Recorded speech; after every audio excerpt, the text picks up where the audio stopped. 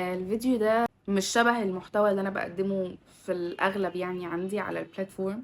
بس انا لاول مره هقول لكم حاجه بمنتهى الصراحه، انه قدره الانسان على التسامح ما بتتناسبش طرديا مع قدرته على انه يعرف ينسى الاساءه اللي مر بيها. يعني احاول اسامح الشخص اللي اذاني، ممكن اعرف اعملها، بس مش كلنا هنقدر ننسى الاساءه اللي مرينا بيها بسبب الشخص ده.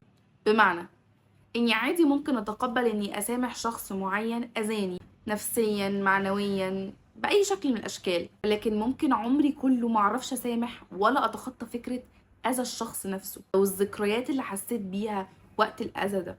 هقول لكم قصة كانت عجبتني قوي من كتاب اسمه الى المنكسرة قلوبهم. مختصر القصة عشان ما اطولش عليكم، هو ان الرسول عليه الصلاة والسلام لما وحشي بن حرب قتل عم الرسول حمزة بن عبد المطلب ومثل بجسده، ويعني عمل أبشع جريمة ممكن تكون اتعملت في التاريخ، هي إنه شق بطنه وأخرج منها كبده. وده علشان هند بنت عتبة كانت طلبت الثأر لأبوها اللي كان قتله في معركة بدر حمزة بن عبد المطلب. وبعد ما وحشي بن حرب قتل حمزة بن عبد المطلب دخل في الإسلام، وقالوا له طالما أنت دخلت الإسلام، الإسلام يجب كل ما قبله، يعني هو هيسامحك على كل حاجة كنت عملتها قبل دخولك الإسلام. ففعلا راح للرسول عليه الصلاة والسلام فسألوا الرسول الكريم أقتلت حمزة؟ فسكت وحشي ورد عليه وقال له بلغك ما قد وصلك عني، يعني بمعنى أصح إنه اللي اتقالك صحيح. فتخيلوا الرسول عليه الصلاة والسلام رد عليه وقال له إيه؟